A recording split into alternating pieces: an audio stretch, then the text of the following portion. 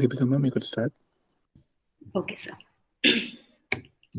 Good marketing makes the company look smart. Great marketing makes the customer feel smart. Good afternoon, one and all present here.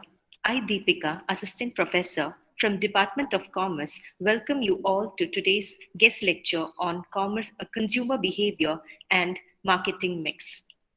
An investment in knowledge pays the best interest. So, with this set of mind, we shall start today's program. Now, I call upon Professor Gokul, Department of Commerce, to welcome the gathering. Over to you, sir. Thank you, ma'am.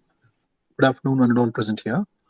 It's my pleasure to welcome you all to this virtual gathering on the subject principles of marketing. And the specific topic is consumer behavior and marketing mix. Firstly, let me welcome the resource person for the day, Mr. Mohammed Umair, Assistant Professor, Department of Commerce, St. Joseph's College of Commerce, Bengaluru. Thank you for taking time out of your busy schedule. I think our very first interaction, you were very enthusiastic, and without a second thought, you said that you just let me know the timing. I'm always there. That only shows your passion for teaching. Thank you, sir. Thank you, and welcome you to the gathering, sir. Thank you, sir. Thank you for inviting me. Thank you, sir. I'd like to welcome our leader, captain of the ship, Dr. Anil Kumar sir, Principal, SSMRV College, who is always supportive and enthusiastic for all the academic and co-curricular pursuits that we handle. We welcome you, sir. Thank you, Gokul. Thank you, sir. I'd like to welcome Dr. Nagaraj MS, Head, Department of Commerce, and the coordinator, IQAC, who initiates and supports us for all the departmental activities that he is always a pillar of support for us. We welcome you, sir, Nagaraj, sir. Thank you, Gokul. Thank you, sir. I'd like to welcome Rupalata ma'am, coordinator for first year BCom, who initiated and instilled this program and ensured that there is active participation from all of them. Welcome, Rupalata ma'am. I'd like to also welcome the other two coordinators, Dr. Shalini ma'am and Umesh Salma ma'am of final year and second years respectively. Let me welcome the organizing team of Deepika ma'am, Satish sir, Sharavana sir, and Bharti ma'am, who have ensured that that the best of the things are brought to the students and ensure that everybody involves themselves and ensures that event is a success. Welcome, organizing team. I'd like to welcome all the Thank you, sir. I'd like to welcome all the faculty members who have joined to get the best of the academic knowledge. And last but not the least, all my dear students of first year BCom. Of course, we know that you have a subject as per NEP, Principles of Marketing, and we definitely have a good resource, and I'm sure that you're going to have a very good productive time as such. Okay, so with that, I think I pass on the baton to Deepika ma'am. Over to you, Deepika. Thank you. Thank you, sir. He is known for his ability to weave magic with the curious blend and mix of motivation and dynamic nature. And the reason behind our energy is our energy principal, Dr. S. Anil Kumar. I welcome you for today's session, sir. Thank you. Thank you so much. So, a few words about this session. Okay. So, I'm really happy that Department of Commerce has organized this online seminar on marketing, consumer behavior and marketing mix. Of course, it's a very interesting topic, and I really appreciate and thank the resource person, Professor Mohammed Umair, for being the resource person, and also appreciate all the office bearers, the event coordinator, Professor Gokul, and Professor Rupalata, and the HOD of Commerce, Dr. Nagaraj, and the entire team of Department of Commerce who take an interest in organizing this. See, this actually is a regular feature in our institution to invite people who are experts in that particular domain from different institutions. So it's kind of establishing a rapport between the institutions. Apart from sharing knowledge, so I'm very happy that today we have with us Professor Mohammed Umair from St. Joseph's, and definitely our students will be lucky to have you, sir. And I think we'll keep in touch for even in future for very Sure, sir. Sure. Thank you. occasions. Thank you so much. Thank you so much. Thank you, sir. Successful people are not gifted. They just work hard, then succeed on purpose. To introduce our resource person, I would like to call Professor Satish MD from Department of Commerce. Over to you, sir. Good afternoon, all. It gives immense pleasure to introduce our resource person, Mr. Mohammed Umair.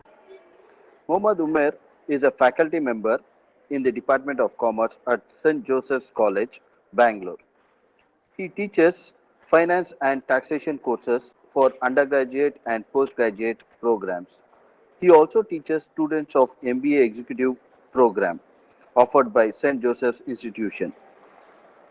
Prior to his academic career, he worked for several MNCs like HSBC, ICICI, IBM, Cognizant, and so on. His passion for teaching drove him to the education sector, and in a short span of 11 years, he is recognized as a distinguished and a committed teacher by his students and colleagues. Mohammed Umair is also an enthusiastic researcher and has presented and published research papers at various international conferences and research journals. Currently, he is pursuing a PhD in behavioral finance. In addition to teaching and research, he is also the author of several books in the area of business and so on.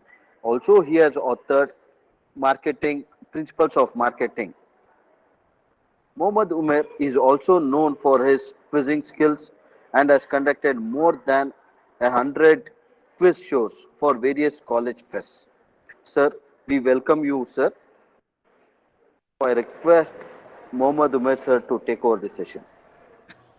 Thank you. So the topic what we would be discussing in today's session is quite a interesting topic because it talks about behavior, and you all know, despite of having technology and so many theories and principles, it is still quite difficult to predict the behavior of an individual. And one of the most important aspect of marketing is to understand the customer, because we have seen in the past companies who have not understood customers and has developed products and services has miserably failed in the market. So therefore, understanding the customer is the crux of marketing. Understanding the behavior is the crux of marketing. And one of the fascinating thing about India is that Indian market in itself is quite complex and difficult to understand. What makes it more sophisticated is the behavior of Indian consumers. It is assumed that Indian customers are the most difficult customers to understand. And there are various reasons behind it. One of the major reasons what makes companies very difficult to lure and attract Indian customers is that Indian customers are value seekers.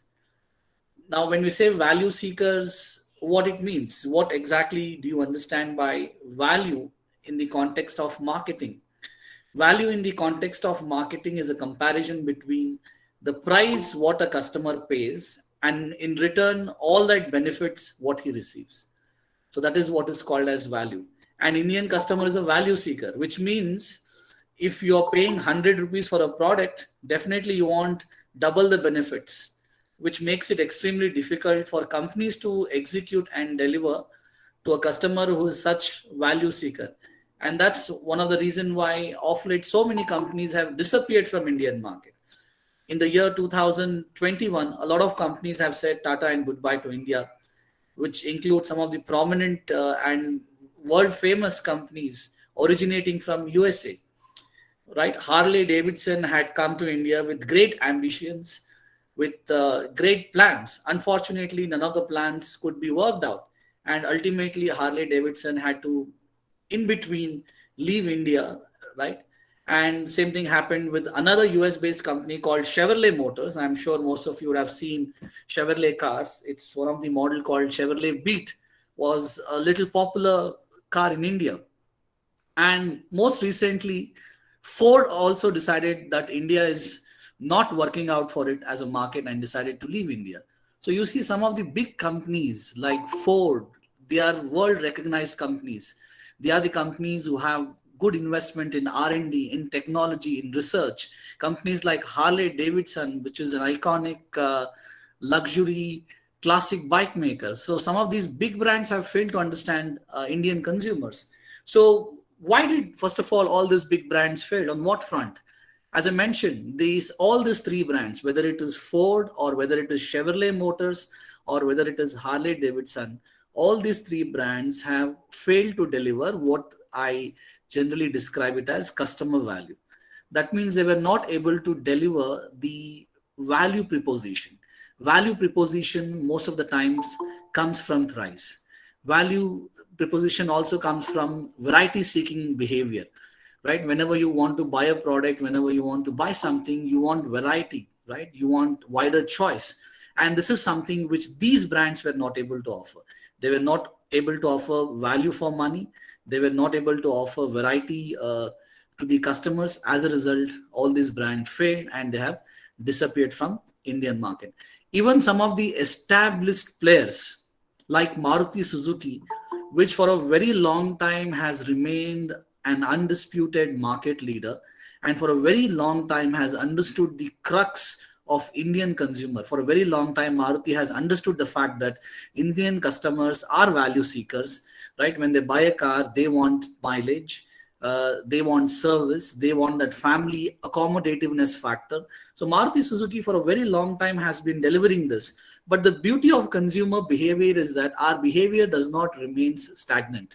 It keeps evolving, right? It keeps changing. Our requirement keeps changing for various reasons. Something which you used to consume 5 years back might no longer be a need for you, right? So why does our habits, our needs evolve? The reason for this is two things. One, the trends keep changing.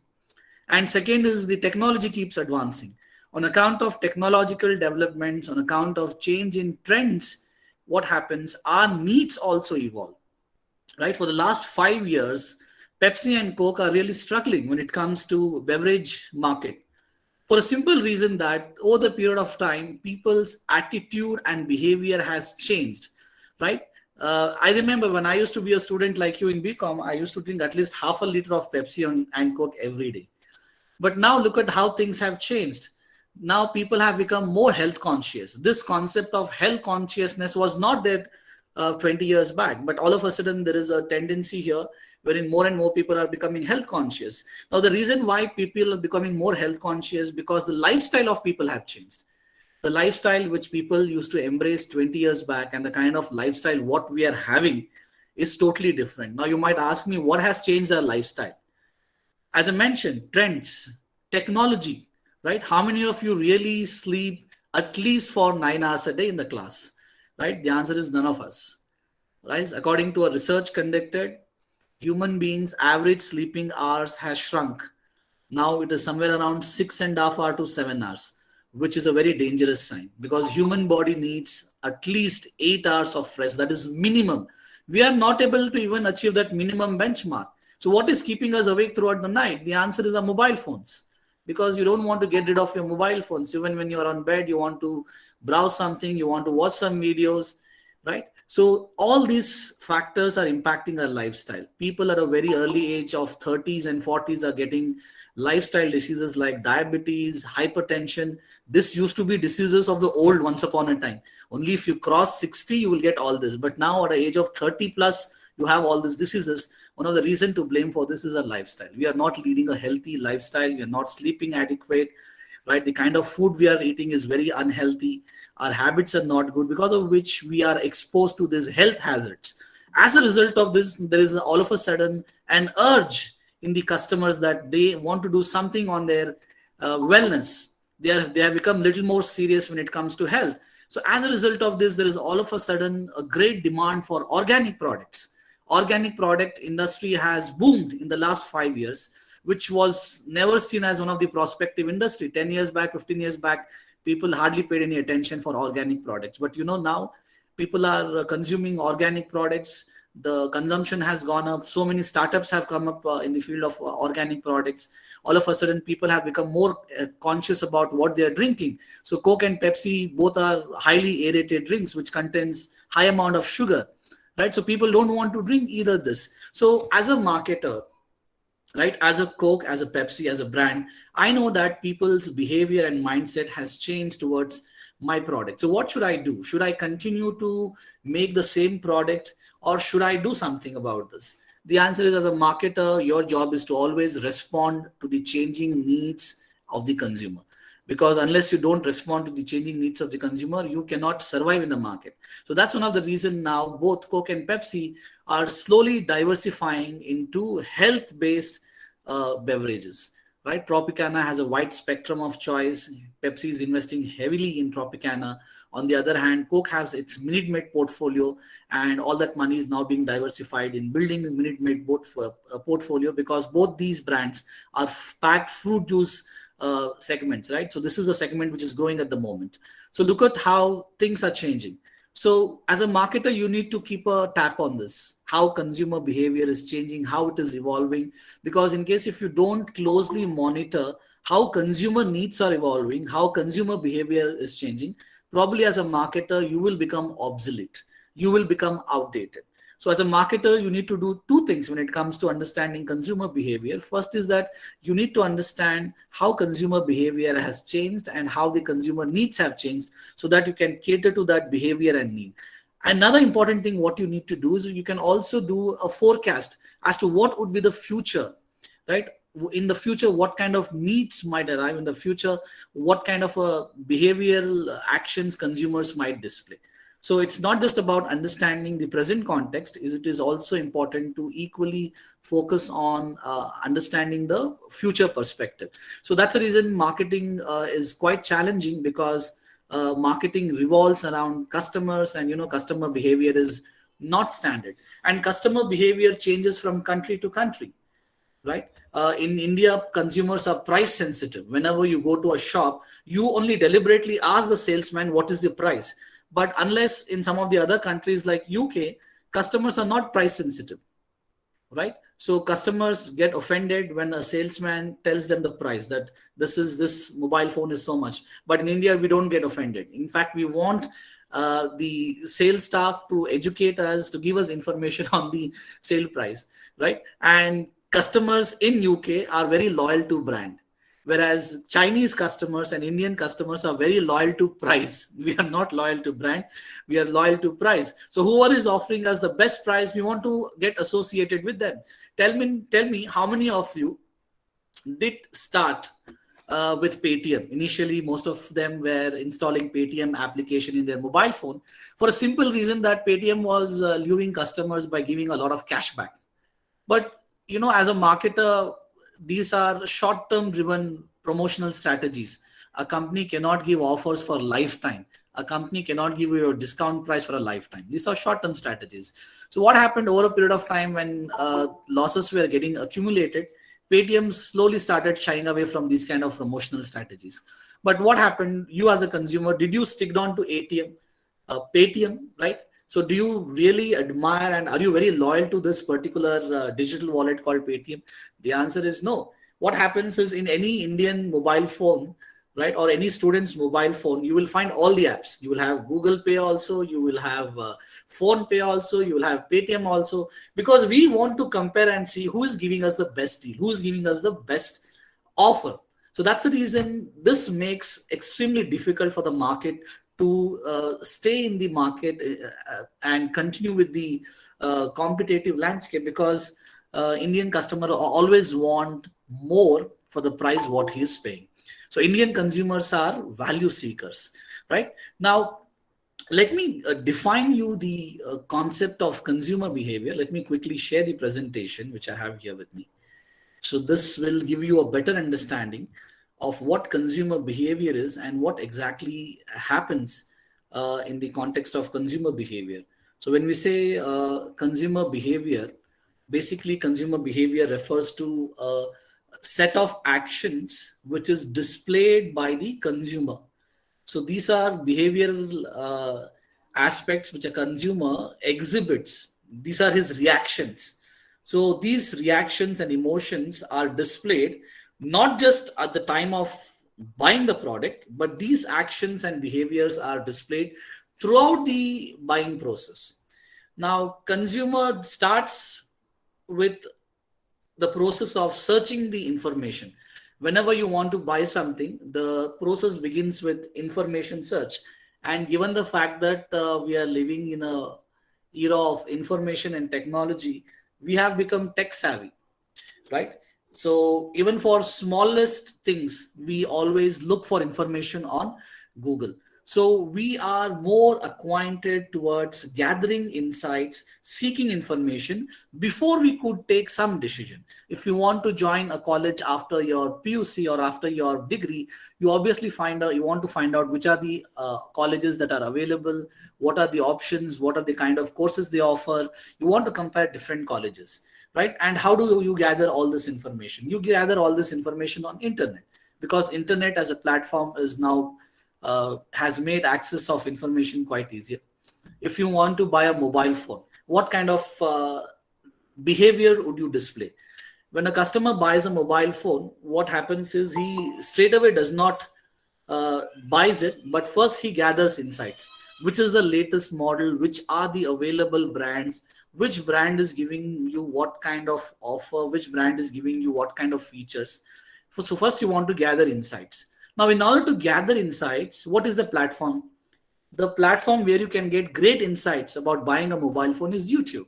On YouTube, you have numerous channels, right? There are so many channels on YouTube that does unboxing and review of new technology and mobile phones. So do you want to gain insights from these experts on YouTube who share their insights, right? And based on their insights, you make a decision, okay, I want to go for product X. I want to go for brand X. So your very basis of deciding which product you want to buy is purely based on the information which you have derived from various sources.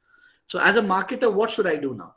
I know that customer, whenever he's buying a mobile phone, he's doing a lot of search on internet. He's watching a lot of videos on YouTube. So as a marketer, what I should do is I should influence you on the platform where you're looking out for the information. And that's one of the reasons why digital marketing tools like search engine optimization, like influencer marketing has become of late need of the hour, because you're searching for information on Google, right? So let's say you're searching which is Bangalore's best restaurant. That is what you're searching on Google, right? So how does Google display that result? Now, Google does not display that result in a very honest and true manner, because at times you can pay Google, right? And you can avail Google's services by paying money, so that when you're searching best hotel in Bangalore on Google, Google throws out a particular hotel's name. So this concept is called search engine optimization. And this is also can be developed into search engine marketing, wherein you're collaborating with the search engine provider itself. The search engine provider and the only search engine which we use in our day-to-day life is Google. So Google does the job for you, but you have to pay. You have to subscribe for a plan offered by Google. So that will put your company ahead of others on the search engine platform. So that is what marketers are doing. Marketers have become smart now. They know that you're searching a lot of things on Google. So why not do search engine marketing, right? So that whenever you search for something, the results, what you get to see is of the brands who have actually paid a lot of money to make them visible on the internet. And this visibility is provided by Google. Second thing is on YouTube. So YouTube, you watch a lot of video, a lot of unboxing videos when you buy mobile phone. So why not get associated with the person who has a lot of followers? I'm sure most of you would have heard of a YouTuber. His name is Technical Guruji, right? He is one of the most popular YouTuber who does tech reviews and mobile phone unboxing. right? So he has more than 10 million followers and subscribers. So he is one of the influencers. So obviously, when you're buying a mobile phone, you are going by his words, you are going by his review. So what I do as a digital marketer, what I do as a brand is I collaborate with him. But this things happens in the background. So I tell him, okay, I'm giving you these phones, you do unboxing, and you give positive reviews about my mobile phone. So you influence your subscriber to buy my mobile phone. So this is how marketers have of late become very smart. They have become very smart in understanding the consumer behavior. I remember when I was in school, and this was the story of every Indian household. Literally, we used to fight for the remote control because father wants to watch news, mother wants to watch that Saas Bahu dramas, the TV serials, sister wants to watch MTV. Now I want to watch cricket, but there is a problem. There's only one television, right? We have to fight for the remote control. Literally, there used to be a Mahabharat inside the house itself as to who will watch what. But of late, this problem in itself has disappeared. In fact, now people hardly watch television. One of the reasons is that we all have our own source of personal entertainment, and that is our mobile phone. Our mobile phone does everything for us, right? On our mobile phone, you can watch videos, you can watch entertainment shows. There are so many streaming websites. So as a marketer now, one of the major challenge for a marketer is to understand what exactly is customer watching, where exactly is he available, right? Because when we show advertisement, one of the important criteria is TRP rating, television rating points. These television rating points, which is developed by independent agencies, tell us at particular time which program is the most watched program on the television. So the issue now here is the concept of TV itself is getting diluted because more and more people are these days on internet. You're watching Netflix, somebody is watching Hotstar, a lot of people watch YouTube. So as a digital marketing, it becomes inevitable that for me as a marketer also to understand that, okay, fine, over the period of time, consumer habits have changed. Consumer behavior is changed. Consumer is no longer watching television. So why should I invest so much of money on TV platform? You know, how much does it cost to show an advertisement during IPL playoffs? During IPL playoffs and during India-Pakistan cricket match, to show advertisement on television, it costs 2 lakhs per second. That's the rate, 2 lakhs per second.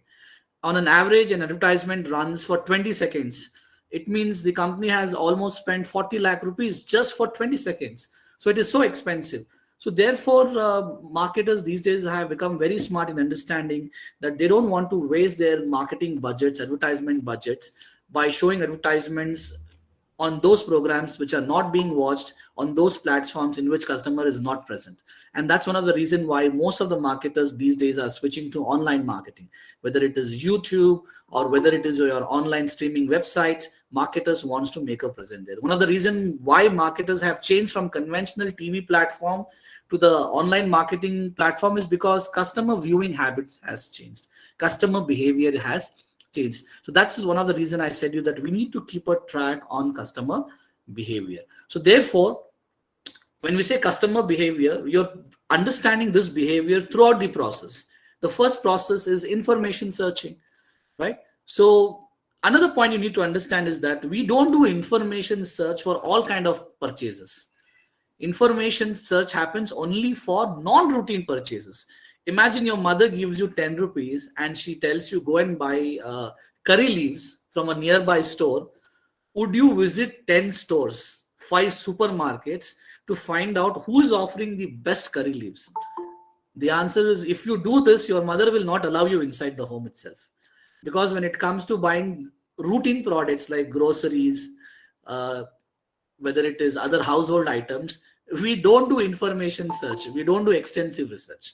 So extensive research and information search is applicable only for products which are non-routine in nature, right? Mobile phone. How many mobile phones will you use in your lifetime? Probably 4 or 5. How many times will you buy washing machine in your lifetime? Probably once or twice. How many times will you buy air conditioner? How many times will you buy a two-wheeler? How many times will you buy a car?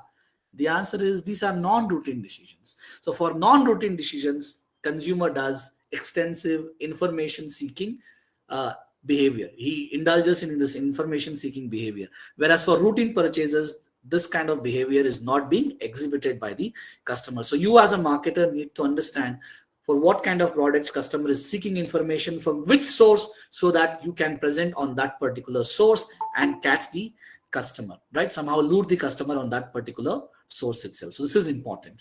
And beyond this, once the customer decides after his research, he has decided, okay, I want to buy Philips washing machine.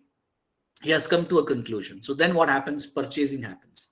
So when we say purchasing, there also a lot of influence can happen. There also we can change customer behavior. There also we can influence customer behavior. So marketers indulge in all sorts of tactics to figure out how we can influence customer. How can we change his behavior? How can we attract him? How can we sell him what we want? So at the time of purchasing also, there are certain important things that as a marketer you need to do, right? You see, in India, there is a concept of consumer and customer that plays a very significant role. And you all know what's the difference between consumer and customer. Consumer is the ultimate end user, the one who consumes the product, whereas the customer is a decision maker, the one who buys it. He may not use it, but he definitely is a decision maker.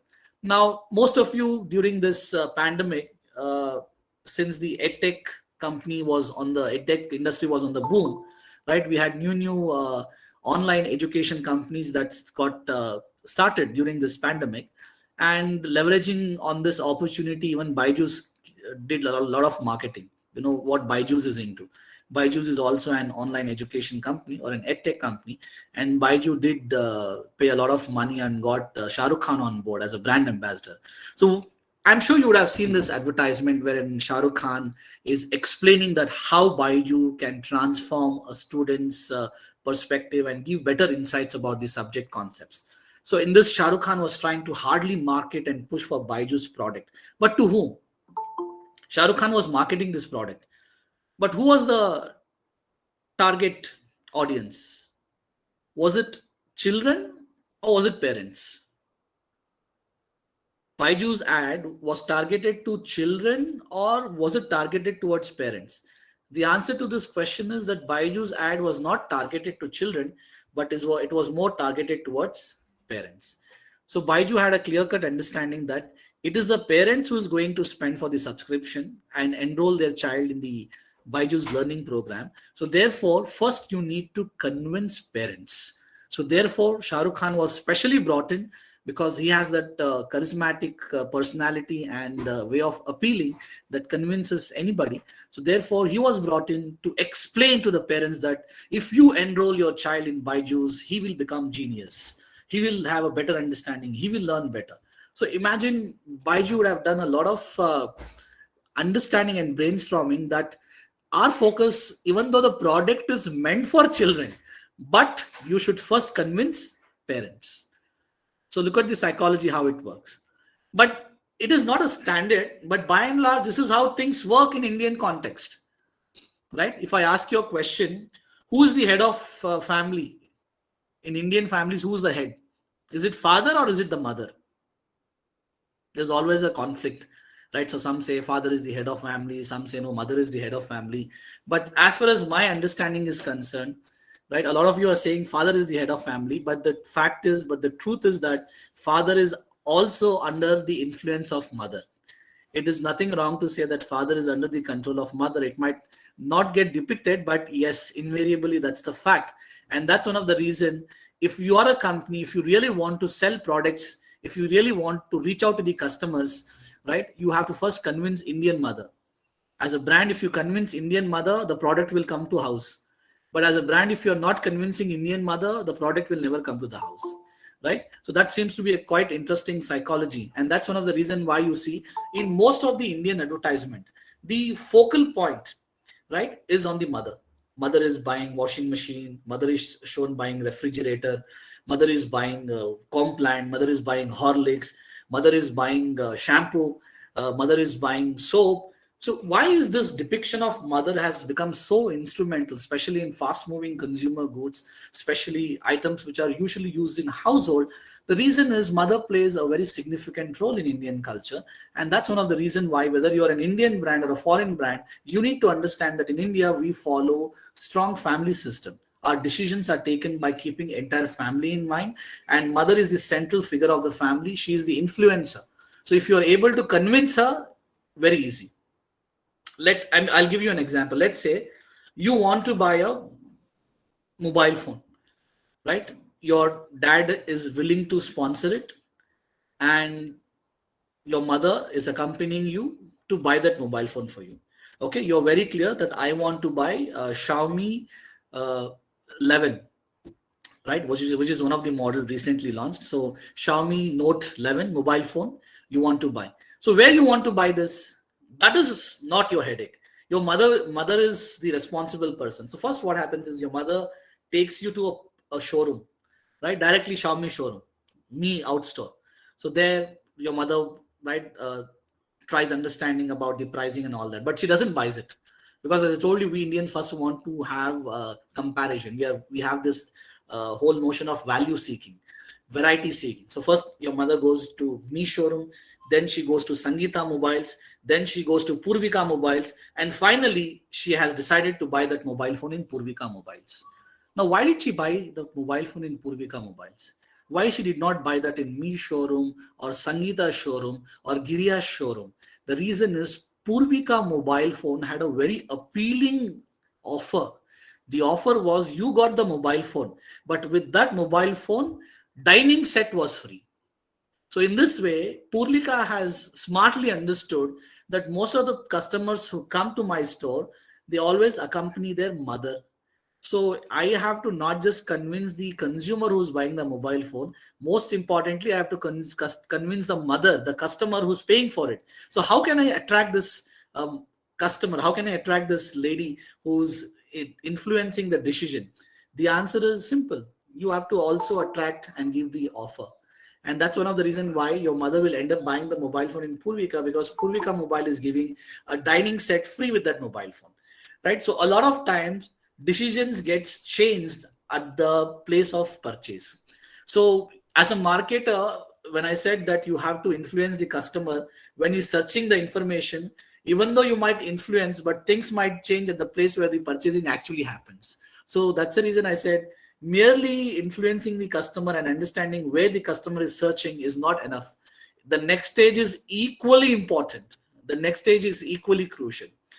And given the fact that you have internet to voice out your concern, marketers these days are very scared, because earlier post-purchase behavior was not one of the important aspects, which means you're searching for information, you're buying the product, job was done. After buying the product, marketers did not make an effort to figure out what was the behavior of consumer after buying the product. Is the consumer satisfied? Is the consumer really happy with the product? Does the consumer have any problem with the product? So that was paid least attention. But now this seems to have become the most important aspect. What is the most important aspect now? Evaluating post-purchase behavior of the consumer. Because most of the things are going wrong in post-purchase behavior evaluation. So let's say I have bought that product, and what in case if I'm not satisfied with it? I have some issues in using that product. I have some issues in understanding the product. So what will happen if I'm not given proper support at that stage? Consumer will become annoyed. And when consumer is annoyed, what will happen? He will express his angers and emotions on social media platform. He will go to Google reviews and give 1 star and write a lot of negative comments. He will go to mouthshut.com and he will, mouthshut.com is not to shut customers' mouth. Of course, it is to shut the marketer's attitude, because if you are selling a wrong product, you should take the responsibility. So now social media platform has become a very instrumental platform for consumers to raise their voice. I have done it many a times. I had purchased a water purifier called Purit from Hindustan Unilever, and this is one of the prominent brands, and their customer service was very bad. So finally, I faced a lot of problems with this water purifier because every month it used to have one or the other issue. Despite of me complaining to the customer care, to the customer manager, nothing happened. All I did was I went to Facebook, I searched for Pureit page. On that page, I made a comment. And as a faculty member, I have 3,000 friends on Facebook. So when I make that comment, my 3,000 friends on Facebook are watching it. Second thing, what I did, I made a comment on LinkedIn. Third thing, I tweeted about my problem. Within 1 hour, you don't believe, within 1 hour, right? A guy comes, takes the purifier out, and next day, after using the purifier for 11 months, I got the refund. I got the refund of 23,000 because I said I didn't want a new product. I wanted my refund. A small comment on Facebook, a small point on Twitter is doing more magic than calling to customer care and waiting hours together in the queue on the IVR, right? So that is how companies are very scared about negative word of mouth, because negative word of mouth completely damages the reputation of the brand. And once you're dissatisfied, you will not keep quiet. You will spread this information. For your friends also, you will tell, I bought so-and-so product, it did not do well, you also don't buy this. So this negativity should not spread. So that's the reason brands are very particular. Any kind of bad experience, they want to immediately respond to it. So this is how things have changed now. Social media platform has given more empowerment to customers to voice out their concern. So in a nutshell, what is consumer behavior? Consumer behavior refers to a set of actions and behavior displayed by the customer at the time of searching the product, at the time of buying the product, at the time of evaluating the product. Evaluating is your post-purchase behavior, and disposing the product. So how serious are you about disposing the product? Do you really take into account the environmental damage? So do you consider all these factors into mind? So that also is a part of your behavior, right? So why do we do all this? To ensure that what we buy should satisfy our needs, right? So this is what consumer behavior is all about. It is all about understanding the actions exhibited by the consumer. So consumer behavior involves asking few questions. What consumers buy? Of course, we know that we all engage in buying goods and services. Where do we buy it from? That is another important question. And another interesting question is, why do consumers buy? Now, this is a very interesting question. Why do consumers buy?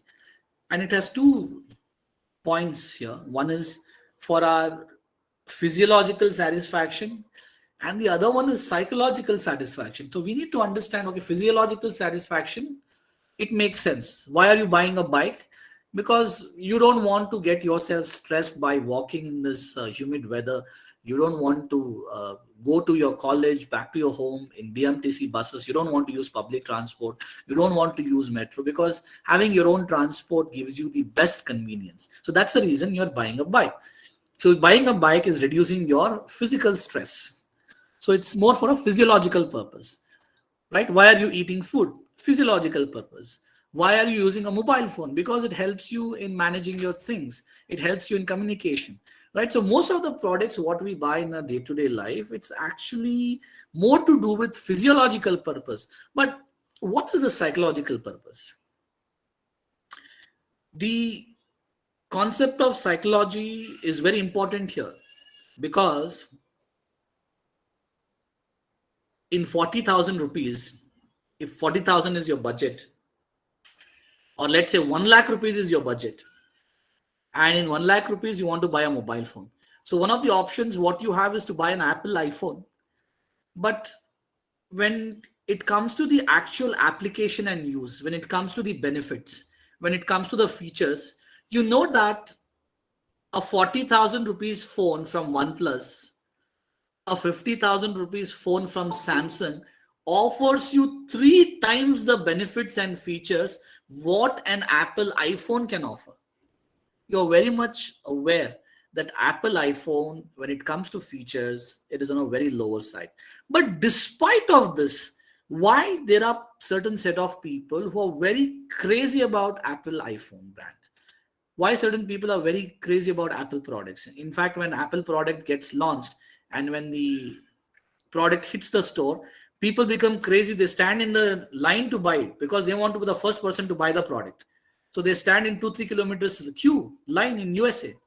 So why this happens? One of the student, I think, has given the answer. Nitin says it's because of the brand.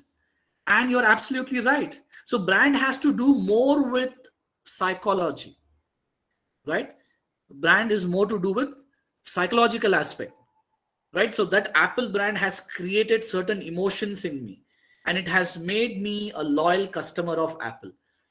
So this has to do with more of psychological aspect. So that's the reason we don't buy most of the time, because it serves certain purpose. But sometimes we buy products because the brand is appealing to me.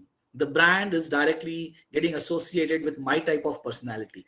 The brand is giving me a certain appeal, right? Because of which I end up buying the product. So for all those people sometimes who wonder that why people end up buying Apple phones by spending 1.5 lakh rupees, which has 20% of the features what a Samsung phone offers, the reason is psychological. It is called psychological buying, because brand is always associated with human psychology. So that's very important. So we don't always buy to satisfy our bodily needs. Sometimes we also do this because we want to satisfy our mind.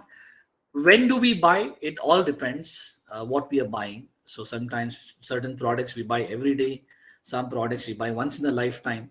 Probably your wedding dress, you might end up buying only once in a lifetime, right? So it all depends. Where do we buy it? We buy it from purchases, from businesses. And how do we buy it? The answer is we buy it through a decision-making process. So what is this decision-making process? Searching for information, shortlisting, buying, post-purchase behavior. So that is called decision-making process. Now, the last question is something which is very interesting. What influences our decision-making process? When you're buying a product, what are the influences that you're having on your mind, which is ultimately deciding you to buy that particular product? So what are the factors that influences our decision, what to buy, what not to buy, what to eat, what not to eat, what to wear, what not to wear, whether to go or whether not to go, right? So on what basis do we make these decisions? The answer is there are a lot of internal factors, and of course there are many external influences also. So our decisions to buy products and services highly gets influenced by both internal factors and external factors. And as a marketer, it is very important that you understand the motives, the logic as to on what basis a customer is making those decisions and how can I influence him. So in order to understand how you can influence the customer, you need to understand the psychology of the customer. You need to understand what factors are influencing customer. One of the important factor that is influencing customer is the personality itself. Do we buy products according to our personality? The answer is very much. Research has proven that a lot of decisions what we take with respect to buying products and services gets highly influenced by our personality type.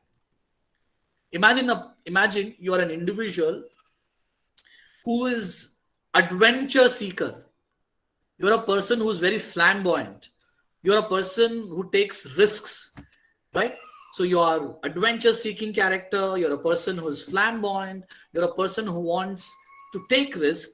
If that is your personality, would you end up buying Bajaj Discover bike?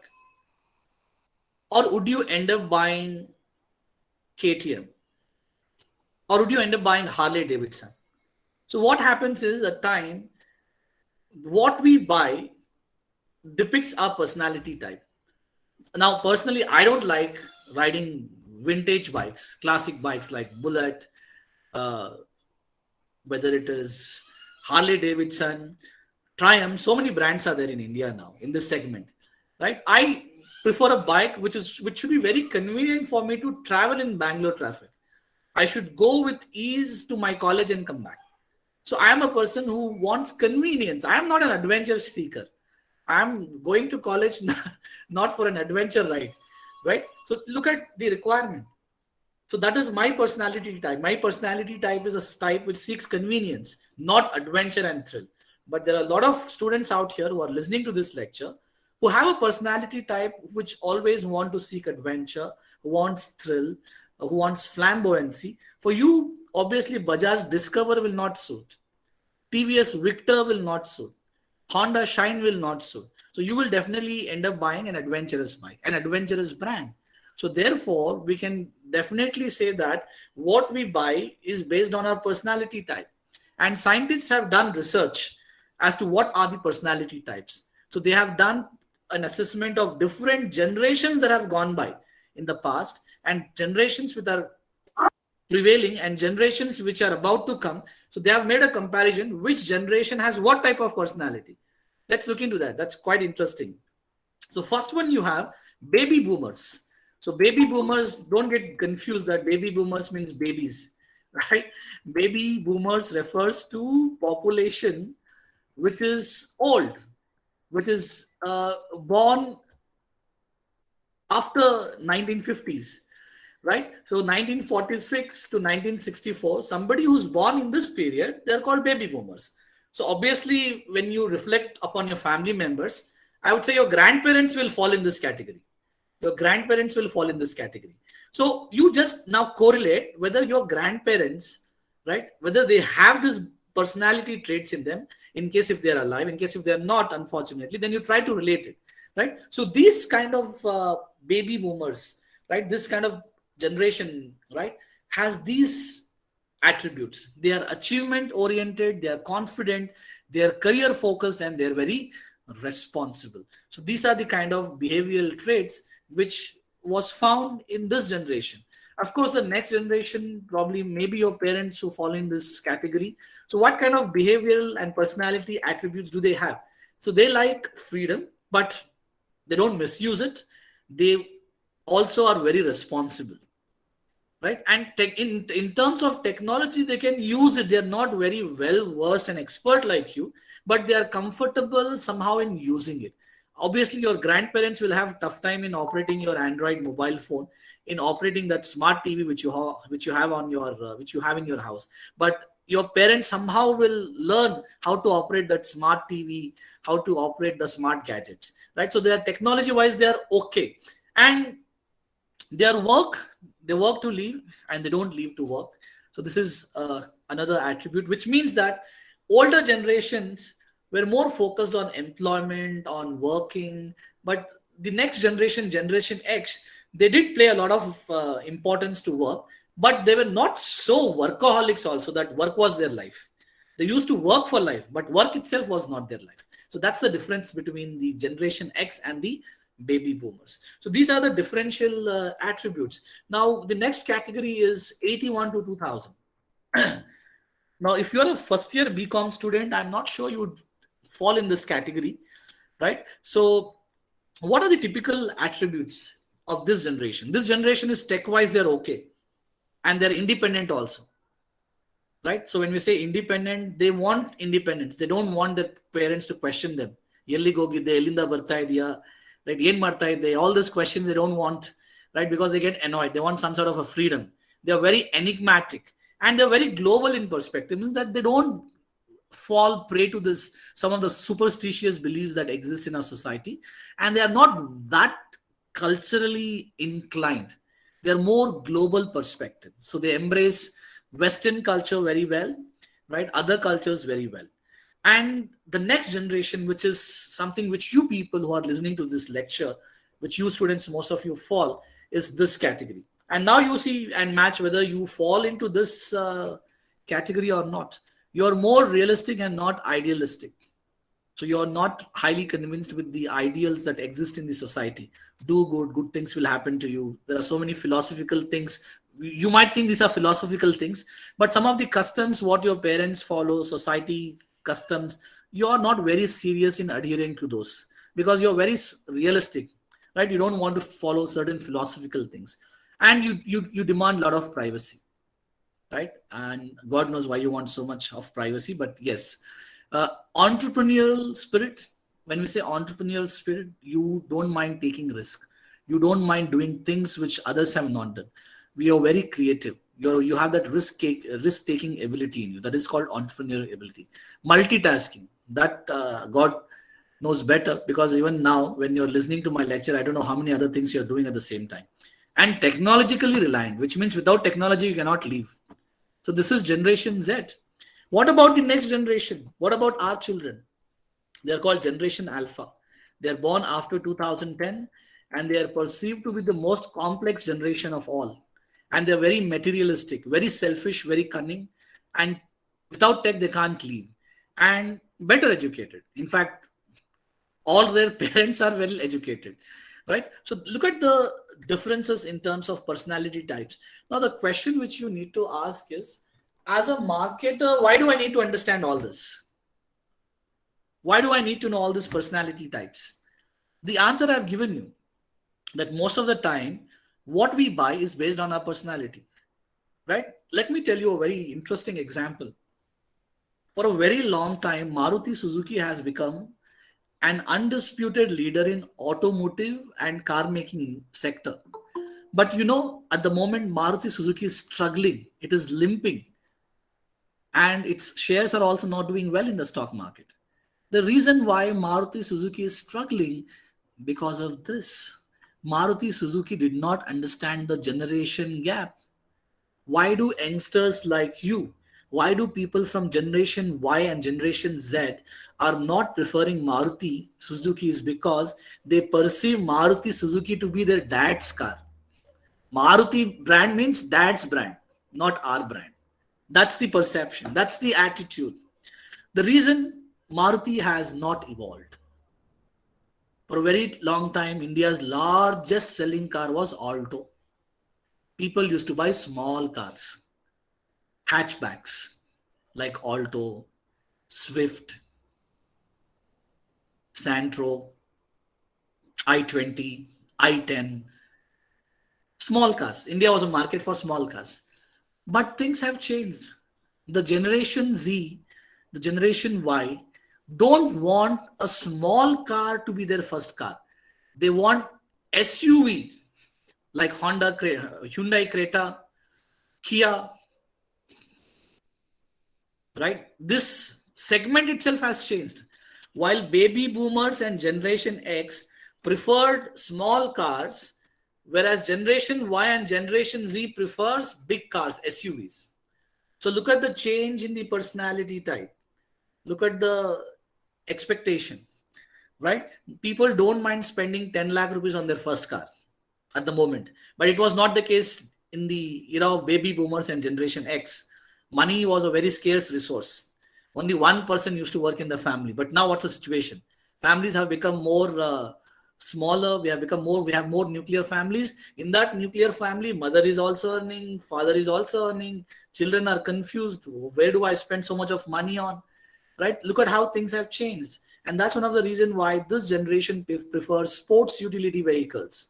This generation prefers multi-purpose vehicles. So this generation wants big cars, right? So that's one of the reasons why you need to understand how things have changed over a period of time, how generations have their own set of personality types. So this is important, right? So this is one of the reasons why you need to understand this. Maruti failed to understand this. They thought, okay, what I used to sell for this children's dad, their grandparents, same car I will sell it to them. Same small cars I will sell for this generation also.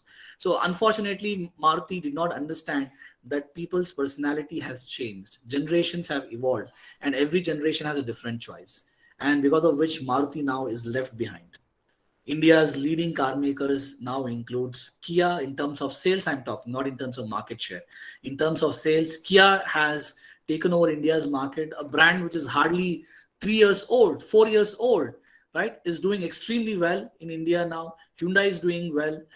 MG Hector is doing well, because all these car makers are focusing on big cars, the sports cars, which most of the sports utility cars, which most of the present generation wants. And Maruti failed to cater to this segment. As a result of this, Maruti is left behind.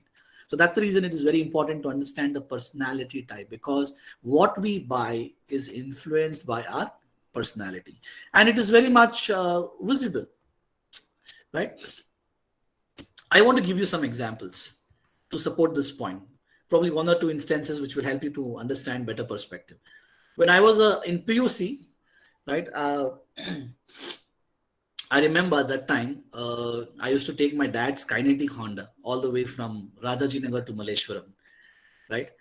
So at that time, my dad said, no vehicle. Till you go to college, no vehicle. So you have to first complete your PUC. Then in the final year degree, I'll get you one. So that was a promise he made.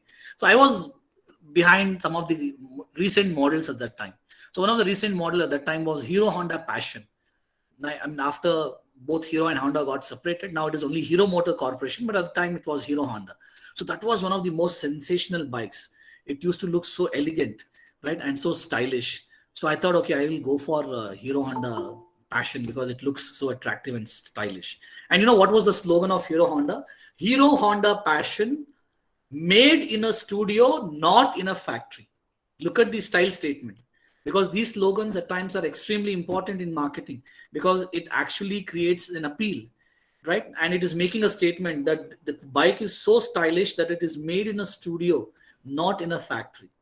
And then came another sensational bike in the market, which actually changed my mindset also because I was behind Hero Honda Passion. But now, after looking at this bike's marketing campaign, not the bike's marketing campaign, my mentality also changed. I am referring to Pulsar. Pulsar was launched. Bajaj Pulsar. And you know what was the statement? Slogan? Bajaj was directly targeting Hero Honda Passion because that was one of the leading bike at that time. So Bajaj came up with a statement, Bajaj Pulsar, made in a gym, not in a studio. Hero Honda Passion, made in a studio, not in a factory. Bajaj Pulsar, made in a gym, not in a studio. What do men want? What do boys want? Beauty parlors, studios, or gym. So indirectly, Bajaj is saying, boss, this is for men, this is for boys. Studio is not meant for boys. So look at how Bajaj is trying to penetrate into the personality and behavior of men by making a statement that this bike is for men, right? And Maruti also had come up with one sedan called SX Force. And you know what was its slogan? Men are back. Right? Gillette, the best a man can get. All these statements, what I'm telling to you guys, they are basically targeting towards our personality. And for a very long time, Bajaj Pulsar has maintained that personality statement. Right? Even after 10 years since it was launched, they came up with another interesting campaign. Bajaj Pulsar is parked outside a hospital in the parking lot, right? And in front of Bajaj Pulsar bike, two nurses are going. Automatically, the handle of the bike turns towards those nurses. And at the end, the ad ends with Bajaj Pulsar, definitely male. So look at how marketers are trying to influence us by trying to align their brand and product type with our personality type. So therefore, there's absolutely no doubt that we end up buying products based on our personality type, right? So that's one of the points which I wanted to make, that our behavior gets influenced by our personality. Now, some of the other things also exist apart from personality. Personality is an internal factor. Another very interesting factor which I also want to discuss is culture. What is the role of culture in our buying decisions? Does culture play a significant role in what we buy? The answer is very much, given the fact that India is a country which is very rich in its culture diversity, right? We have so many faiths, so many religions, so many cultures, subcultures in India. So culture plays a very significant role in our day-to-day life. And our decisions to use certain products and not to use certain products, what to eat and what not to eat, is highly influenced by our cultural beliefs, right? So there are a lot of people who are attending this session who come with a belief, who follow a culture wherein they don't eat non-vegetarian because it's their cultural belief. But at the same time, we also have people who say that, no, I eat non-veg, but not on certain days. Certain days I don't eat, but yes, barring that, I eat on other days. There are certain people who are saying that I eat non-veg, provided it should be halal food. It should be halal cut. Only if the non-veg is halal, I eat it. Look at the diversity, right? So the example is same. The example is consumption of non-veg, but look at the diversity, but look at the differences. So why all these differences? The answer is because of culture. So you as an individual, if you strongly believe in culture system, value system, you don't want to do anything which actually contradicts your cultural beliefs, right? A lot of Middle Eastern countries prohibits alcohol. A lot of followers of Islam don't consume alcohol because it is one of the cultural prerequisite that you should not drink alcohol. A lot of Hindus don't eat non-vegetarian food because it is one of their cultural prerequisites that you should not eat them. But in certain section, it is permitted to eat. So there are subcultures, right? So what we wear, that is also getting influenced by our culture. So therefore, our routine decisions, which we take in our day-to-day life, is also getting influenced by culture. So it becomes inevitable for a marketer to closely understand how I can use this customer's cultural beliefs as a platform, as a means to convince him and to market the product, right? Because for you, using a product or not using a product is a matter of your personal faith. But for a marketer, it can be an opportunity. So marketer can consider this, your personal beliefs, as an opportunity to convince you, to influence you, right? A lot of people who are attending these classes, right? I'm sure a lot of you celebrate Akshaya Tritiya, if not you, your parents. It's a festival of great significance, right? It's a festival which is popularly known for buying gold ornaments. Now, why do people buy gold ornaments? And even before the festival comes, right, 15-20 days itself before the festival could come, marketing campaign starts. Some jeweler is saying, I will give you 50% discount on making charges. Some jeweler is saying, I'll give you 100% discount on making charges. Some jeweler is saying, even if you don't have, we will offer you gold on EMIs. We'll give you installment scheme. We'll give you finance scheme. Some jeweler is saying, if you buy 1 gram of gold, I'm giving you 1 gram of silver. Look at the kind of influence, look at the kind of advertisement strategies we are being bombarded with. For me, buying gold on that day is a part of my faith. It's my belief. But look at how these marketers are influencing me, right? That is what marketers should do. They should try to use personal beliefs and faith as an opportunity to efficiently reach the customer and market their products and services, right? So why do Hindus buy gold on Akshaya Tritiya? There are many reasons behind it. The word Akshaya itself means abundant, ever increasing, never diminishing. So since the word itself means ever increasing, the gold what you buy, its value increases in the near future, right? Exponentially the value will go up. So that's one of the belief, right? And of course there are many events that have happened on this auspicious day. On this day, Lord Vishnu took the avatar of Parashurama, right? So he took the avatar of Parashurama on this day. So this is a very significant event. On this day, Veda Vyasa and Ganesha, they started writing Mahabharata. On this day, Ganga was descended from heavens to earth. On this day, Treta Yuga started. On this day, all the Hindu gods, to manage their wealth, appointed Lord Kubera. So look at the kind of events that have happened on this place. In addition to this, after Akshaya Tritiya, you have the Shravana that comes in, and during Shravana, people refrain from buying. And immediately after Shravana gets over, you have Hindu wedding season. So the best thing is to buy the gold on the eve of Akshaya Tritiya itself.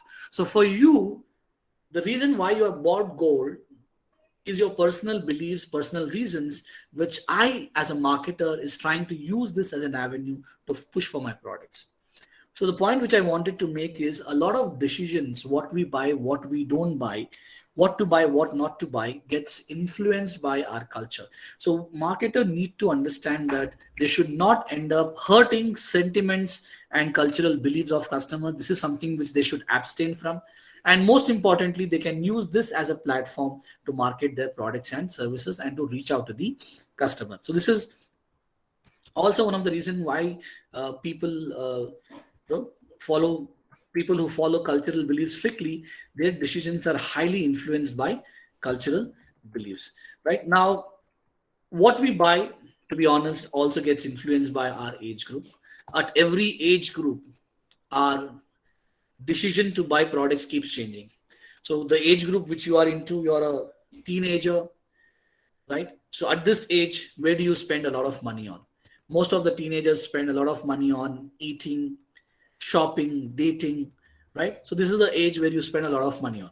On the other hand, a married couple, right? Where do they spend a lot of money on? A marriage couple spend a lot of money on buying home appliances, furnishing their house, traveling, eating food, socialization. Married couple with children, where do they spend a lot of money on? The answer is a lot of money is spent on the upbringing of the child, buying baby food, on taking care of the baby needs, right? But what about your parents? Your parents are called parents with mature children. So where do your parents spend a lot of money on? Your parents spend a lot of money on your upbringing, your higher education. They buy you clothes, on your socialization, right? So as the age group progresses, our buying habits also change.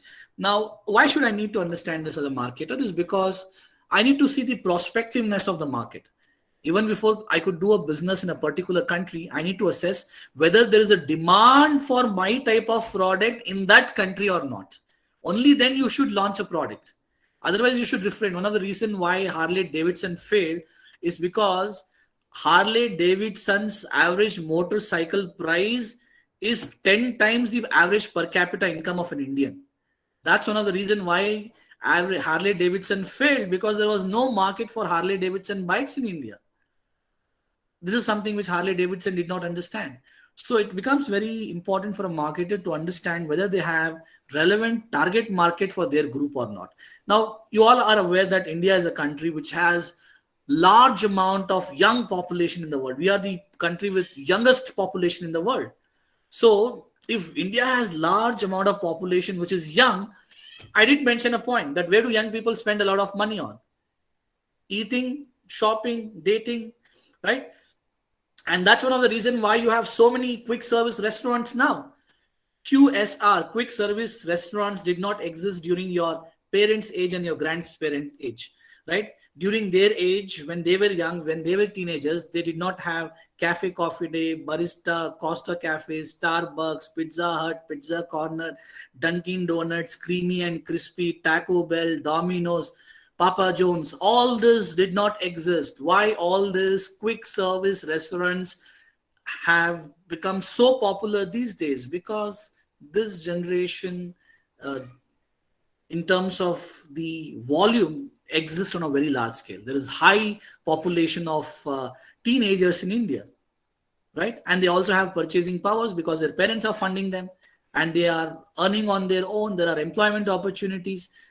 On the other hand, you would be surprised to know a country which has highest amount of old population in the world is Canada. So in Canada, you know, what are the major business and industry in Canada? Banking and insurance. Because in old age, what do you need?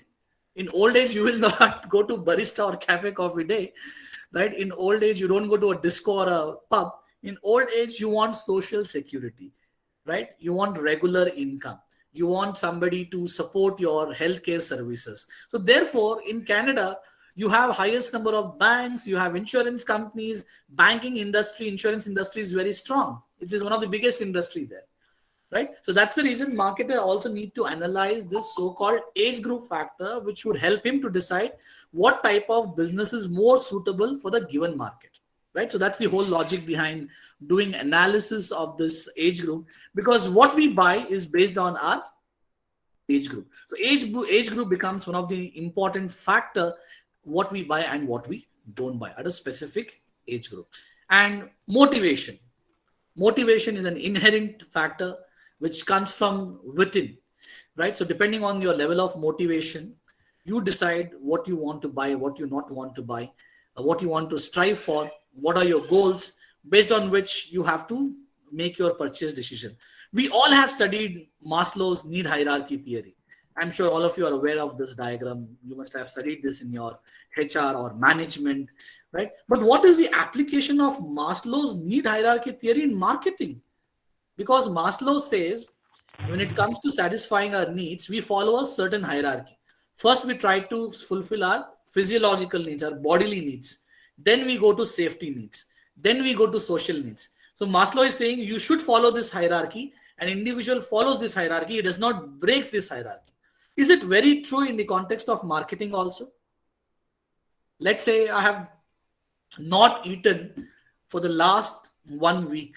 Okay, imagine I have not eaten for last 1 week because I don't have money. I'm going through a very bad financial situation. And all of a sudden, somebody gives me 500 rupees. In that 500 rupees, do you think, will I eat food or will I go and watch KGF Chapter 2 in cinema theater? Let's say KGF Chapter 2 has released. What is more important for me? My physiological need, food I have not eaten for a week. That is called physiological need, hunger. Now I'm talking about watching movie. Watching movie is what? Social need, socialization. So that's the very basic essence of Maslow's theory. So we don't break it. If I'm hungry for the last 10 days, obviously I'll not spend money in watching a movie, but I would rather first satisfy my hunger. So that is what Maslow also says, that an individual will seriously and strictly will pass us through this hierarchy, right? And his hierarchy is very much applicable for individual also. So let's say you are a student now, you don't have any job. After you get a job, what will you do? So you will first try to secure your physiological needs. If it is already met, then you will go to security and protection. So you'll buy an insurance for yourself, for your parents, you'll buy a house, right? You will secure your assets. If that is met, you focus on the other kind of needs, social needs, socializing with your friends, going on a tour, spending money with them, eating outside. All this will come into picture. So that is what Maslow also says. So most of the products that falls in this category, I just wanted to depict. So these are the different kind of products, what we spend our money on in fulfilling those needs. So Maslow says, yes, this is one of the hierarchy which a customer passes through.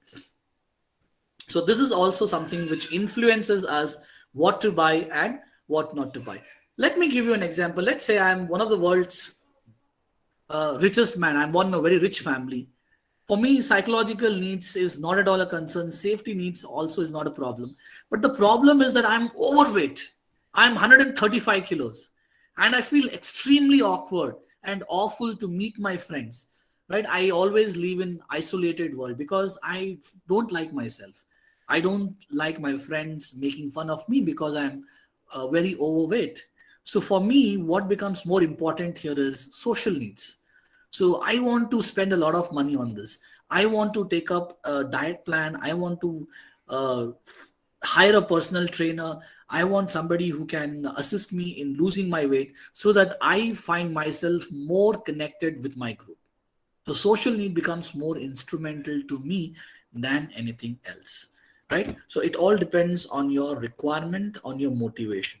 If there is no motivation, you will not buy the product. That is the underlying statement, and that's the essence of motivation, that anything to buy, you need motivation. Now summer is coming, right? We have already started feeling the heat. The temperatures are already on the higher side.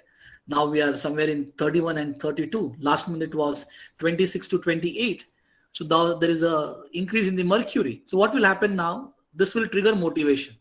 Okay, I need to drink some refreshing beverages, right? I might probably install an air conditioner in my room. So that is what is triggering that need. So if there is no motivation, need does not get triggered, right? So motivation is also an internal factor, right? So this is also an instrumental factor. And another interesting factor is perception. Perception means what you see and what is the interpretation which you're trying to make of what you're seeing. Because at times, perception plays an important role in our buying decisions. Would you have a very good perception about Chinese brand? Most of us think Chinese brands are inferior brands, right? China products are very bad products. So that is the perception what we have developed. So if we have developed such a perception about Chinese brand, what will happen is we will try to avoid buying Chinese brand. We will try to abstain from buying Chinese brands because of our perception.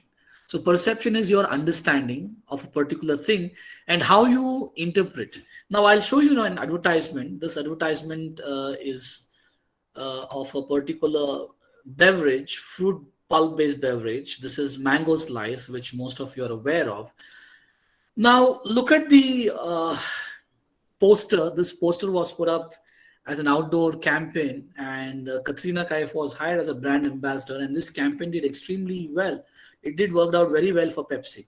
Now when you look at this advertisement, different people may form different perceptions.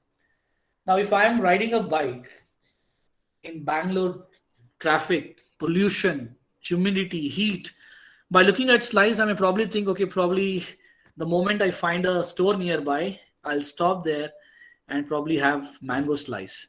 Because immediately by looking at the poster, when I say perception, look, the moment I see slice, the perception is that, okay, this is a refreshing mango drink that will help me to solve my thirst and the problem which I'm facing because of the extreme weather.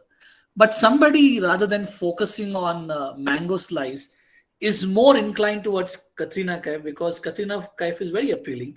So since Katrina Kaif is also your favorite actress, so you want to follow her. So since she's endorsing slice, even though you don't like a mango drink, but okay, you're willing to have slice as much as possible. Especially this fan frenzy craziness exists at a very high level in South India. People have temples of their favorite actor and actresses, right? If Rajnikant does something, that will become a trend, right? So same advertisement perception. Now somebody is remembering of mangoes by looking at the poster, even though the ad is of a beverage, but you're more inclined towards eating mangoes. So instead of buying a mango slice, you might probably pick up 1 kg of mangoes to your house and go. And there's some gentleman which is thinking about what is this Arm Sutra. Ad is same, perception is different. There was one ad campaign by a company called Gap, which is one of the very popular fashion brands originating from Europe, I think. So this fashion brand called Gap, they came up with a poster. It was an ad of a new collection for teenagers. So we had teenagers in that wearing different clothes, wearing different accessories. So what happened? In the ad, teenagers were made to stand next to each other. So one teenager was putting the arm on the other teenager and standing like this. So one user on Twitter commented, Gap, which is a fashion brand who came up with this campaign, is promoting racism by looking at the ad. And this ad went viral. This interpretation went viral that Gap is promoting racism. Now, you know what was the picture in that ad? What was the situation in the ad? One white teenager was keeping his hand on the black teenager. White teenager was keeping the hand on the black teenager. So this guy interpreted that why whites are always dominating on the black. Why the black did not keep the arm on the white shoulder. So this is racism. And this became a widespread campaign against Gap. It backfired. So Gap had to apologize. Sorry, we will not do this again. I mean, how many of such things have happened in India recently? You are aware. So this is what is called as perception mentality. So if perception is not properly aligned, what will happen? Your brand will fail. Why did Tata Nano fail? The reason why Tata Nano failed was because of perception. Because it was perceived by customers as cheap 1 lakh rupees car. Perception itself was negative. When you have positioned your product so negatively, obviously the perception will also be like that. See, if I come to college in Tata Nano, students will make fun of me. Right? The sir has come in Tata Nano car, 1 lakh rupees car. If I come in old Ambassador also, people will not make fun. Because they'll think, okay, old Ambassador must be a classic car. Right? Must be his parents' cars. Right? But Tata Nano is giving a very awkward impression. So Tata Nano is kind of creating a negative impression that it is a cheap car. It's a 1 lakh rupees car. That's one of the reasons why it failed, because people formed wrong perception about the brand. The brand went on right, positioning itself very badly because there was a wrong perception and the brand failed. So perception is important. What you think of the brand is very important. Why do most of you think Apple as one of the most innovative brand? Is because Apple has created such positioning in our mind. So we all have certain perception about certain brands, which I want you to recall now. I'm showing you certain products on the screen now, right? So what is your perception about these brands? You just tell me what is the perception which you have about these brands. So the first brand I want to display here in the screen is this Old Spice. Have you heard of this brand? Have you seen this brand, Old Spice? Now, what does this brand stands for? For a very long time, this brand has stood as a brand for aftershave. Right? I remember my dad used to use this. So aftershave, right? So aftershave and shaving cream.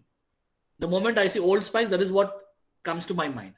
But you know that Old Spice also has so many other range of products. Old Spice has deodorant. Old Spice has facial creams. So many things are there. But what is in my mind is only this. And tomorrow, if Old Spice comes up with product for women, women will definitely not buy this because women have already perceived Old Spice as a brand of men. So women will not buy this product at all because the perception is that this is the product for men, not for women. So therefore, once you create that perception, very difficult to change it. And imagine if negative perception goes, your brand is doomed. So that should not happen. One more product I want to show you and tell me what is your perception. Fog. This is a revolutionary brand. Why I call this as a revolutionary brand is because this brand has very own changed the way in which a deodorant is marketed. Because in India, deodorant is marketed in a very wrong, unethical way. Right? What is the unethical way of marketing deodorant in India? Something which all the deodorant companies have been doing for a very long time. The concept shown in all deo ads is that a guy applies the deodorant and immediately women will start following him. All the deodorant ads for a very long time has objectified women. They have shown women in very poor light, right? So that is the kind of impression most of the deo ads have given. But this is the brand which said that this is a fragrance, this is a deodorant, right? And this deodorant contains no gas. It's only pure perfume. So this fog created a revolution by living back the conventional way of marketing a deodorant, right? So, and people change the perception. People never knew that there's something called as liquid, there's something called as gas in the deodorant. So people started perceiving deodorant in a different way, right? So fog made a very impressive perception positioning in the mind of the customers.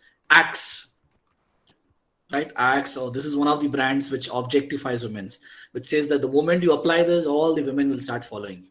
Right? So this is one of the brand which did this.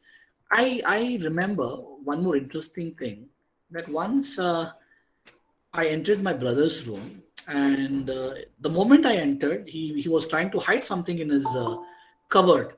So I just thought, I just pretended as if I didn't see anything. But after he left, I wanted to find out what is he trying to hide from me. I'm not talking about the recent event. This was way back, 20, 15 years back. So when I opened his drawer, he was trying to hide a deodorant from me. I was like, what a stupid fellow. Why is he trying to hide a deodorant from me? Am I going to steal it? Why is he trying to hide this deodorant from me? Right? So you know why he was hiding the deodorant from me? Because the brand was scarce. So this is the reason why he was trying to hide the brand from me. And this behavior of him, what he has depicted, shows that he himself has some sort of a negative branding, negative perception towards this brand. Right? He's not comfortable saying that he's using this brand of deodorant, which means the brand itself has negative perception. Right? So perception is very important in understanding consumer behavior. Perception also plays a instrumental role. So this is about consumer behavior. Now, before I could talk about marketing mix, probably if anybody has any questions on consumer behavior, if you have probably I can take those questions and then probably we'll move on to consumer behavior. Gokul sir, what do you suggest?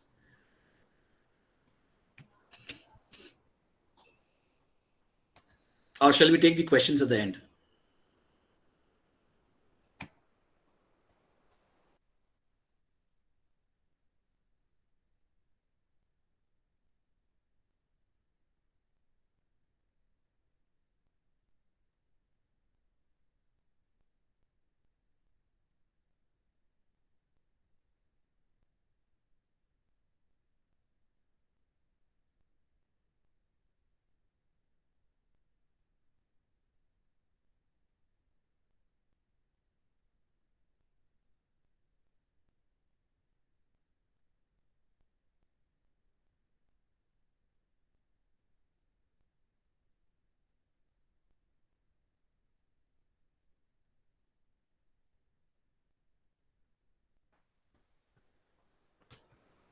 Okay, I'll probably share some insights on marketing mix. Then we'll wind up, and then at the end we'll take the question and answers.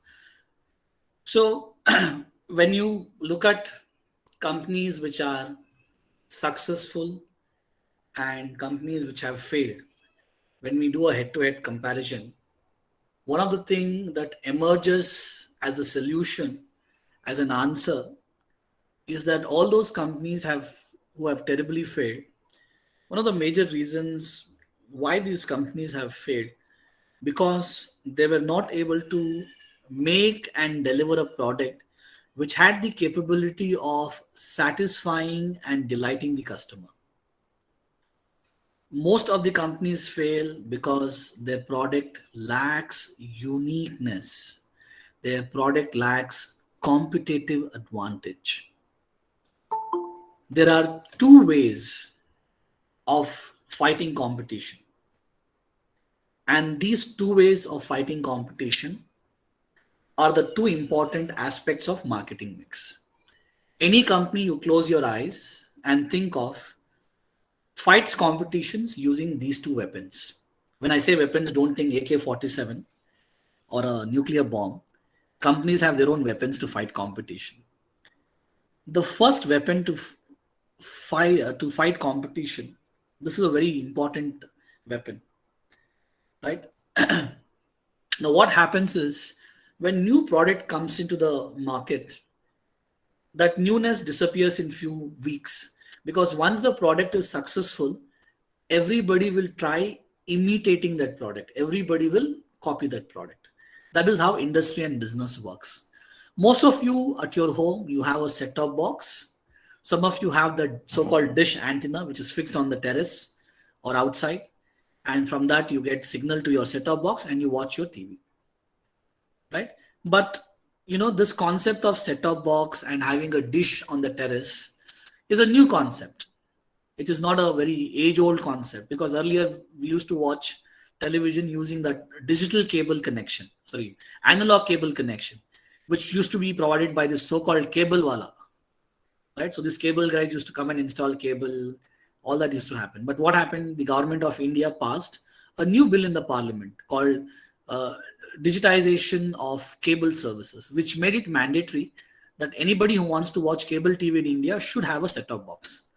So what happened? This bill provided opportunities for corporate sector to enter into this unorganized market, because all those while our cable guy was some individual fellow, right? Now all of a sudden our cable wallas are corporate guys. Tata is our cable walla.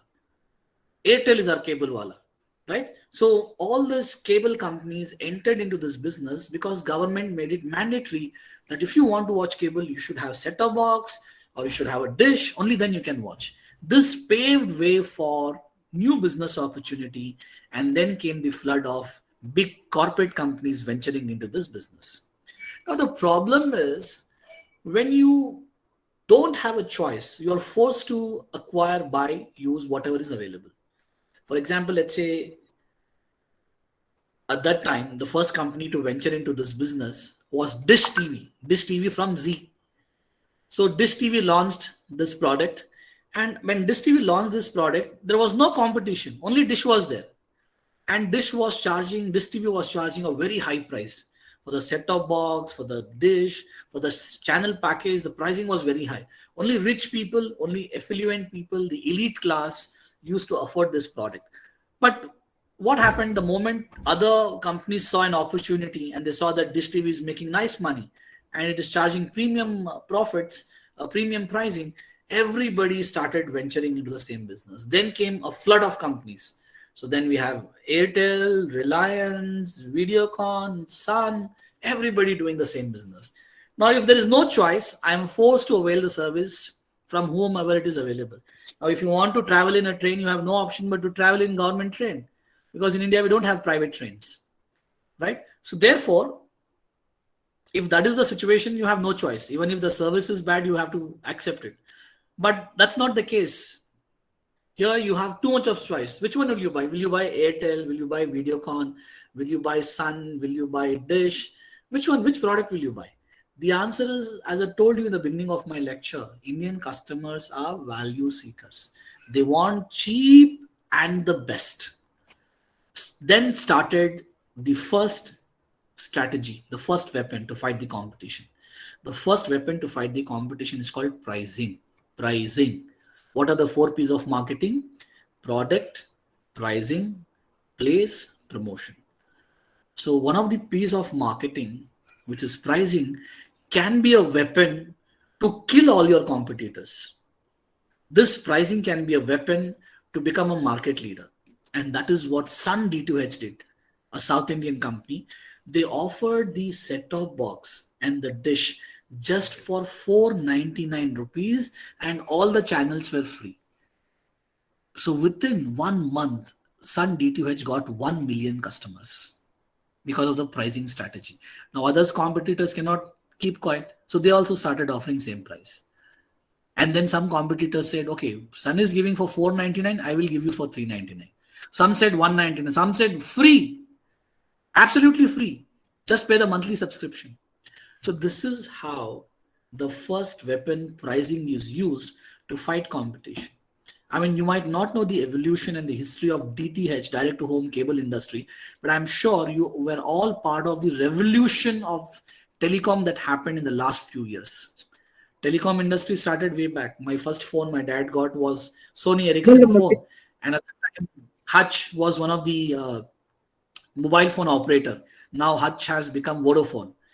Right? So Airtel, Hutch, they are there in the market for the last 10, 15 years. But a new company in just 2 years has given goosebumps to all the other telecom companies, has emerged as India's #1 telecom company in just 2 years. I'm referring to Jio. So how did Jio become an undisputed telecom leader in just few months? What was the strategy? What was the weapon? The answer is pricing. Jio initially gave free, and in that free you get to access everything. Then the pricing was kept initially low. As a result of this, Jio has completely disrupted the telecom industry. And I know these are very aggressive words to use, but I'm using it. Jio has brutally murdered some of the telecom companies. Jio has ensured that its competitors vanish from the market. And how did Jio did this? Pricing policy. Tata Docomo, which is one of the biggest conglomerate owned by Tata. Tata is much bigger than Reliance. Tata Docomo has disappeared, right? Aircel is gone. Aircel is no more. Uninor is gone. BSN is on ventilator. Anytime it might collapse. And Airtel and Vodafone had to merge to fight Jio. So look at how Jio has disrupted this entire industry. What was the strategy? Pricing. So pricing plays a significant role. It's an important element. But unfortunately, pricing strategy is a short-term strategy, doesn't work for long-term. Now you see all telecom companies have given away the fight. Now everybody are saying that if you continue to decrease the price, we may have to shut down our business. So therefore, all telecom companies have some sort of they have come to some sort of mutual consensus, and they've become a cartel, because every telecom company is now increasing prices every month. Because if they continue to offer discounts, they will also disappear from the market. Even Jio is very stressed in terms of finance. They have taken huge amount of debt. If they continue to give discount, Jio also will disappear from the market. So pricing strategy, which is a component of marketing mix, can be a weapon to become a market leader. And this is something which most of the companies try to use, right? This is kind of a Brahmastra, right? So definitely pricing works very well, but it is not a long-term strategy. Long-term, if you continue to give, you will disappear as a company. So you should use second strategy. What is the second strategy? I told you second strategy is also a part of the marketing mix. So the second strategy is quite an interesting strategy and something which you are seeing on the screen at the moment, right? Product. What is product? And how can product be your second strategy to fight competition? When I say product, I'm not just talking about product. Product is defined as a bundle of utilities that has the capability to satisfy your needs, right? So when I say product, it means product with a difference. Mere product will not help you to survive in the market. But if you come up with a product with difference, absolutely, Prashant has used the right terminology, innovative product. You would be surprised to know in the year 2017, 18, 19, 20, and now again 2 years, last 6 years, major transformation has happened in the watch industry. I'm sure some of you would have heard brands like Rado, Rolex. These are Swiss brands. They are very expensive. Each watch will cost you 40 lakhs, 50 lakhs like that, 10 lakhs. They are super premium luxury watches, right? So therefore, these watch brands from Switzerland, they are under stress, they are under trauma. You know why? Because one new player has come into the market, which is actually not a watchmaking company, but it has given such a tough competition that the entire watch industry in the world, right, is now under stress. You know which product I'm referring to? Anybody can any of you can guess which watch I'm referring to? Yes, Apple. Apple is not a watchmaking company. Apple is a tech company. Apple is a company which invests in innovation, right? Now, what is the speciality about Apple Watch? You know, it's a smartwatch. So many smartwatches are there in the market, but Apple stands way ahead of others because Apple Watch has the potential to save somebody's life. Who can save somebody's lives? We usually say God, doctor, right? In that list, please add Apple also now, because Apple has the technology that can detect anomalies in the heartbeat, that can help you to identify heart attack. In case if somebody meets with an accident and falls on the road, Apple Watch recognizes that that person has met with an accident. And immediately a nearby ambulance is called by sharing the location. Apple has saved so many lives. So many articles I've read in the newspaper, how Apple Watch saved people's life. So therefore, Apple now stands way ahead of others. And there are so many brands that are there, but they are not able to, replicate the technology which Apple is offering. So if you want to be ahead of your competitors, what are the two strategies? One, pricing. Second, product. And I did also mention that it's not just product, but a unique product.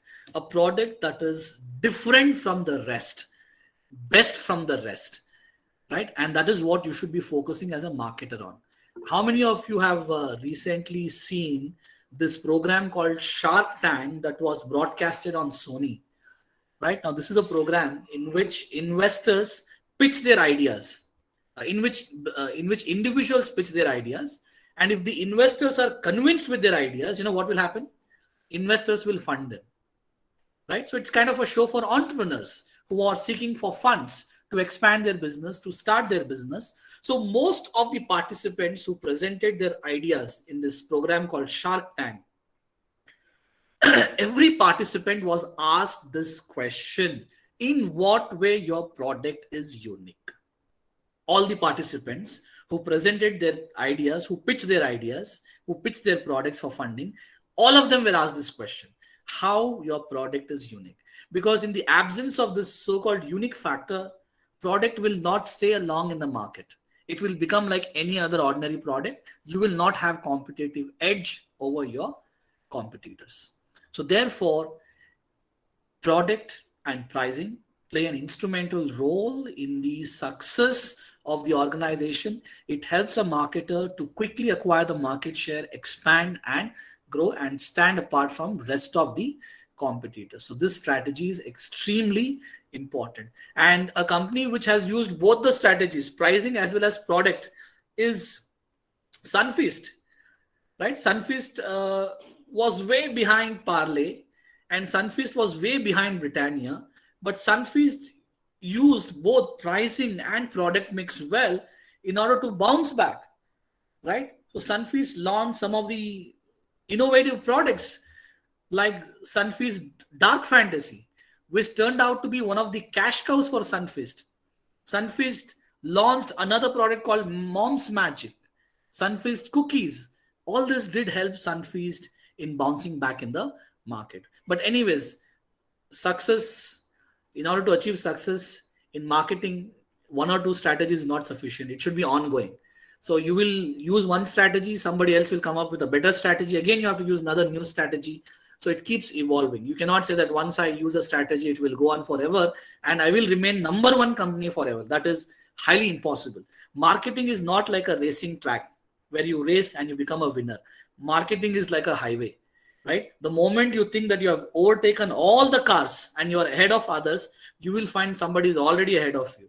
Right? So that's the reason how I would describe competition in the context of marketing. And the best way to fight this competition is to focus on your product mix. So in addition to product and pricing, some of the other strategy can also be used as an instrumental weapon to stay ahead of your competitors. Right? Promotion is such an important weapon which can put you ahead of others. Promotion includes advertisement, promotion includes sales promotion, personal selling, public relation, propaganda. All these are part of promotional mix. Right? Most of your digital wallets have lured you by giving cashbacks. Cashback is one of the promotional strategy. Promotional mix refers to a set of elements which are undertaken to persuade customer, to influence customer, and to make the customer try and use the product. So different companies use different strategies. Some companies give sales promotion, some companies gives you discount, some companies gives you premium offer, some companies use a salesman as a strategy to promote for the product. So promotional mix also plays an important role. A company like Vodafone was able to increase its annual revenue by 23% with the help of Zuzu campaign. Have you seen Zuzu advertisement campaigns? Now, Zuzu are these egg-shaped characters. This Zuzu campaign became a sensational hit.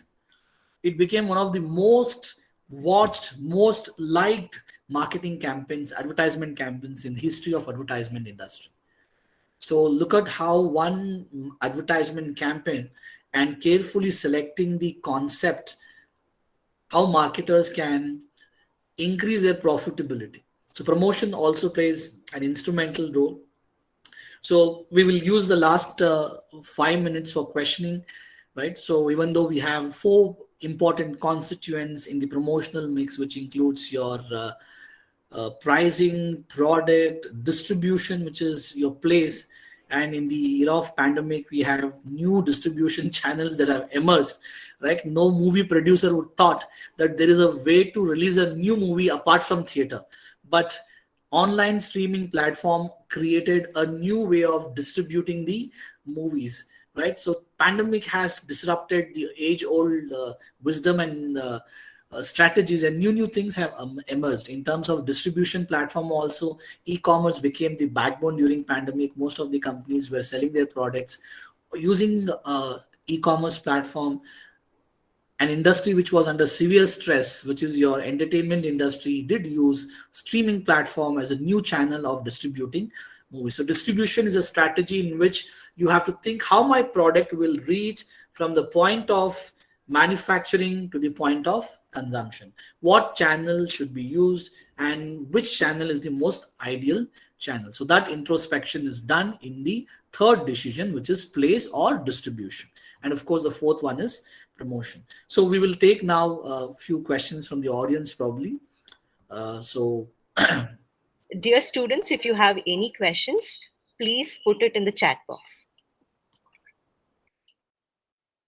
Or you can just on your mic and talk.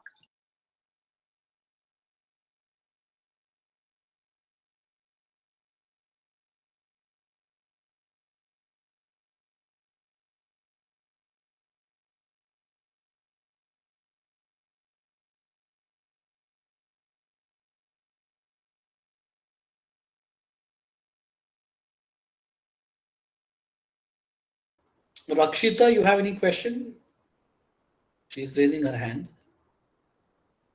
Rakshita Prakash, if you have any questions, you can ask.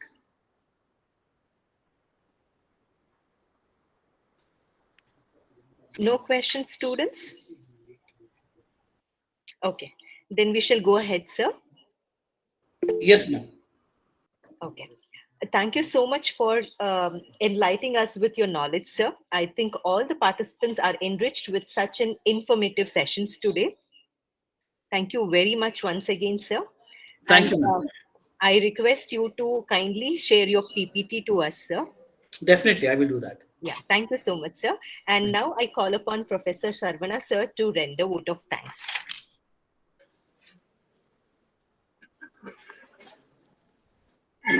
Good afternoon, sir. Good afternoon, respective participants. Today's session is excellent and wonderful, sir. It is a mind-blowing session.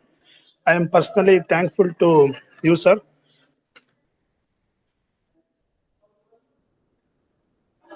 Thank you, sir. Thank you for inviting me. And personally, I wanted to meet all the students offline, but anyway, circumstances did not permit. But yes, it was a very good session. And a lot of students have also put across their views in chat box, which is quite interesting. That is what most of us expect. Yes, sir. We are also planning for offline class only. Due to some pandemic, we arrange for online.